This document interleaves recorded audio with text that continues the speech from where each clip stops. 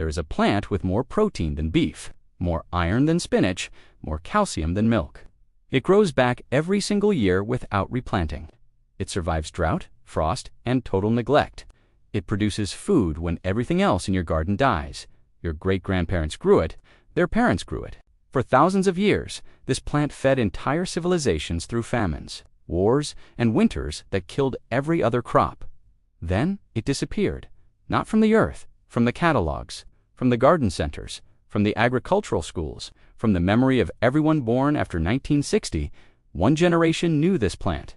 The next generation never heard of it. This wasn't an accident.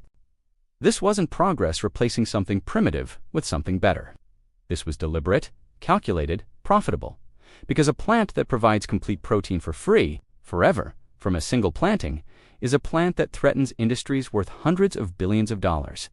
The beef industry, the supplement industry, the seed industry, the fertilizer industry, all of them losing customers to something that grows in your backyard without permission. They couldn't compete with it, so they erased it. In this video, I'm going to show you exactly what they removed. I'm going to tell you why they removed it, and I'm going to make sure you know where to find it again. By the end, you'll understand why your grandfather was healthier than you are, and you'll know exactly how to fix it.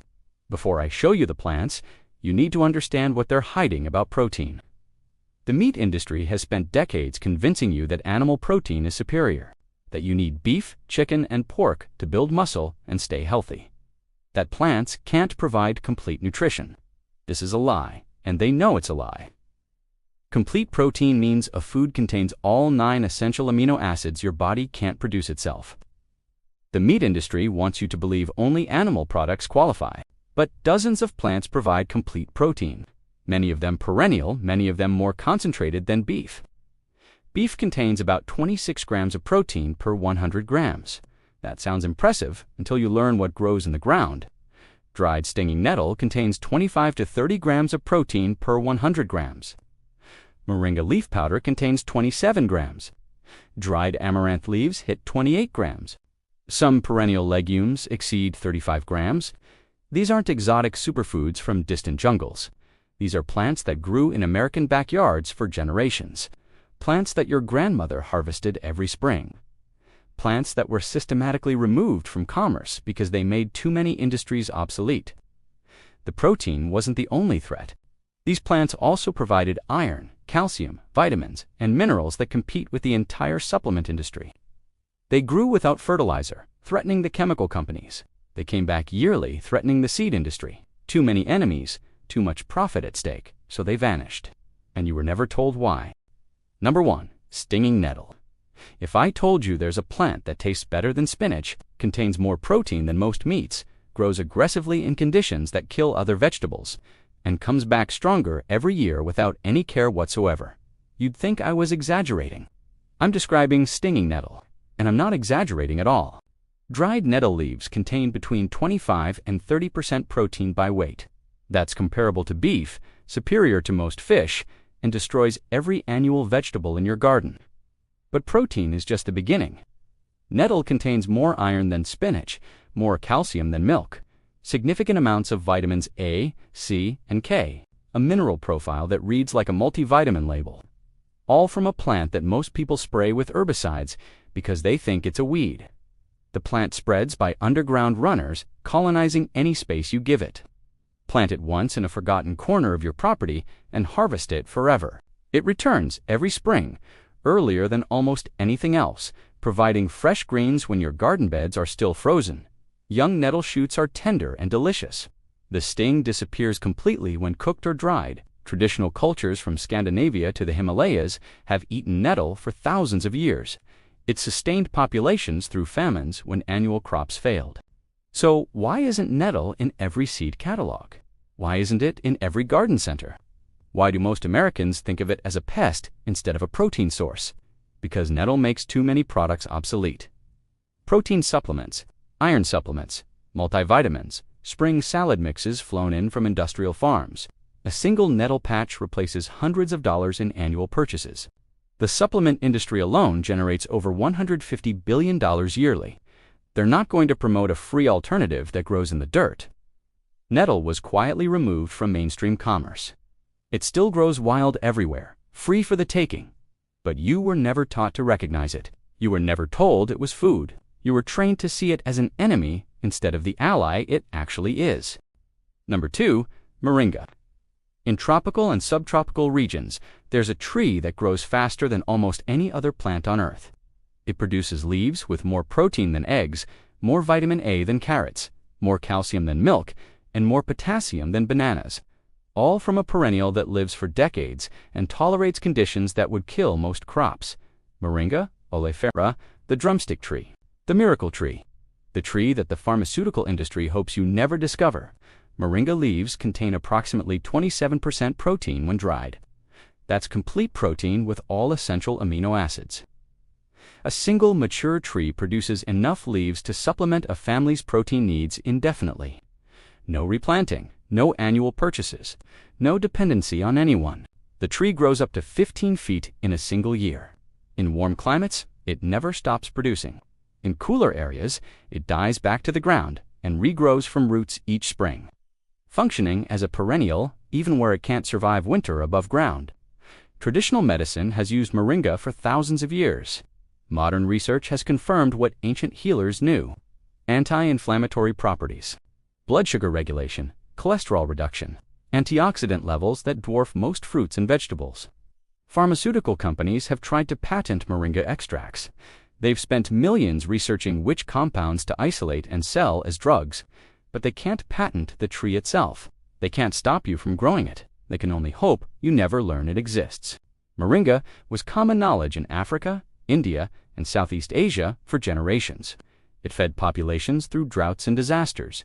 It provided nutrition when nothing else would grow. And it was almost completely unknown in America until recently. Not because it couldn't grow here, because no one profits when you grow your own medicine, because no one makes money when your protein comes from your backyard instead of their factory. The tree is becoming available again through specialty nurseries, but you'll never see it at Home Depot. You'll never find it at your local garden center. The industries that would lose customers have made sure of that. Number 3, Good King Henry. For over 1,000 years, one plant served as Europe's primary perennial green. It provided spring shoots like asparagus, summer leaves like spinach, and fall flower buds like broccoli. 3 harvests from one plant. Year after year, generation after generation. Good King Henry contains 25 to 30% protein in dried leaves. It tolerates shade that would stunt other vegetables. It thrives in poor soil that annual crops can't handle. Once established, it spreads slowly, creating a permanent patch that your grandchildren could still harvest. Families maintained Good King Henry beds that lasted longer than the people who planted them. Medieval monasteries grew it as a staple food. Victorian cottage gardens featured it prominently. It was so common, so reliable, so nutritious that people took it for granted. Then the seed industry needed customers. Annual spinach requires purchasing seeds every year. Good King Henry eliminates that purchase forever. Annual asparagus takes years to establish. Good King Henry produces immediately and lasts decades. Annual vegetables need fertilizer and amendment. Good King Henry feeds itself. By 1950, Good King Henry had disappeared from major seed catalogs. By 1970, most gardeners had never heard of it. Today, finding seeds or plants requires searching specialty heirloom suppliers who refuse to let corporate interests decide what's available. The plant still exists. It still grows easily. It still provides more nutrition per square foot than almost anything you can buy. But you were supposed to forget it existed. You were supposed to buy spinach seeds every spring forever. Number 4, lamb's quarters. Here's a plant so determined to feed you that it shows up in your garden uninvited. It grows in sidewalk cracks, abandoned lots, disturbed soil everywhere. Most gardeners rip it out as a weed. They're throwing away one of the most nutritious foods that exists. Lamb's quarters contains up to 28% protein in dried leaves, more than beef, more than chicken, more than almost any annual vegetable you're struggling to grow, while this plant volunteers for free. The leaves taste like a milder, sweeter spinach. They're higher in vitamins A and C. They contain more calcium and iron. They grow in heat that makes spinach bolt and turn bitter. And they reseed so aggressively that you'll never need to plant them again after the first year. Ancient peoples cultivated lamb's quarters for thousands of years before modern grains replaced it. Seeds have been found in Stone Age archaeological sites. The plant fed humanity long before we invented agriculture. So why is it called a weed? Why do gardeners poison it instead of eat it? Because you can't sell what shows up free. Because the vegetable industry can't profit from something that grows everywhere without help. Because calling it a weed ensures you'll kill it instead of harvest it.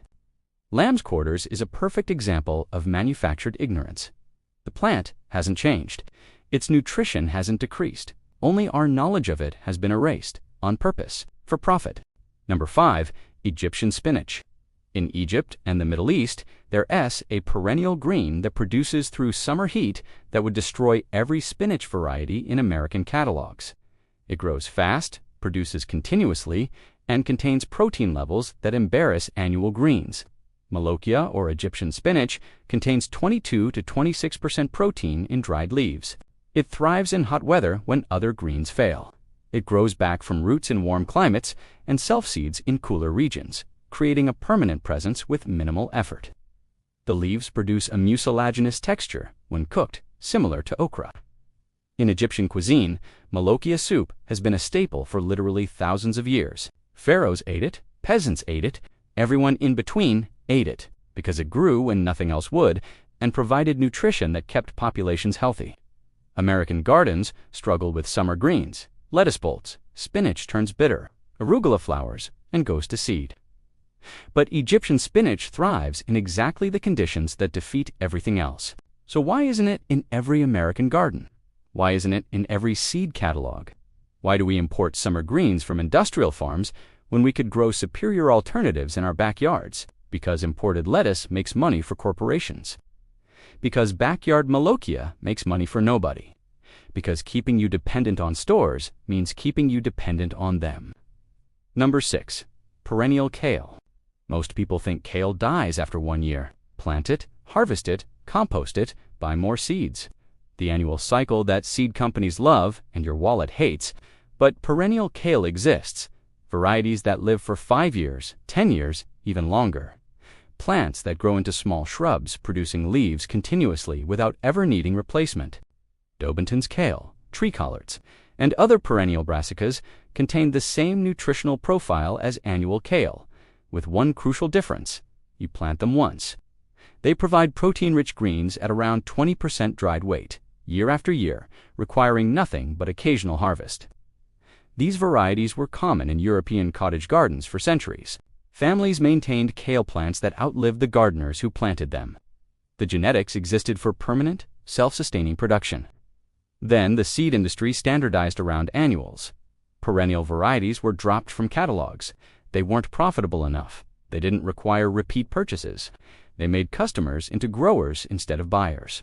Today, perennial kale exists in heirloom collections, traded between gardeners who refuse to accept planned obsolescence in their food supply. Finding these varieties requires effort. Growing them requires nothing but a spot in your garden and patience. Number 7.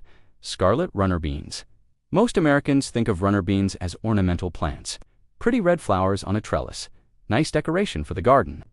This is what happens when you hide food in plain sight. Scarlet runner beans are perennial legumes. In mild climates, the roots survive winter and regrow each spring. Even where roots freeze, the plants self-seed so aggressively that they function as permanent fixtures. The beans contain 22% protein. The young pods are edible, the flowers are edible, the roots are edible, and the plants fix nitrogen in the soil, actually improving your garden instead of depleting it. Traditional cultures in Central America grew runner beans as a staple crop for thousands of years. The plants intertwined with corn and squash in Three Sisters gardens, providing complete protein as part of a self-sustaining system. Modern seed catalogs sell scarlet runners as ornamentals. They emphasize the flowers, not the food. They market decoration instead of nutrition. Because ornamental plants need replacing when they get ratty. Because food plants just keep producing. A single planting of runner beans can provide protein for years. The plants become more productive as they establish. The roots grow larger, storing more energy for bigger harvests each season. But you were told they're decorative. You were shown the flowers and hidden the food. You were trained to buy protein at the store instead of growing it on a trellis. The pattern is clear now. Plant after plant, protein source after protein source. removed from catalogs, deleted from education, erased from memory. Not because they stopped working, because they worked too well. The beef industry sells $100 billion in products annually. The supplement industry sells $150 billion. The seed industry sells billions more. Add fertilizer, pesticides, and processed foods, and you're looking at industries worth over $1 trillion combined. These perennial protein plants threaten all of them. A backyard of nettle, moringa, and runner beans provides more nutrition than most Americans get from stores. Free forever, from a single season of planting. They couldn't let that happen, so they made you forget. They removed the seeds from commerce. They trained gardeners to see food as weeds. They built an economy where you have to buy what your grandparents grew for free. For 60 years, they've been winning. Every generation knows less than the one before. Every year, we become more dependent on systems that profit from our ignorance. But knowledge doesn't die. Seeds survive. And people like you are starting to ask questions that make corporations very uncomfortable. Why don't I know these plants? Why weren't they in my grandmother's garden? Why does every solution to my problems seem to require buying something from someone?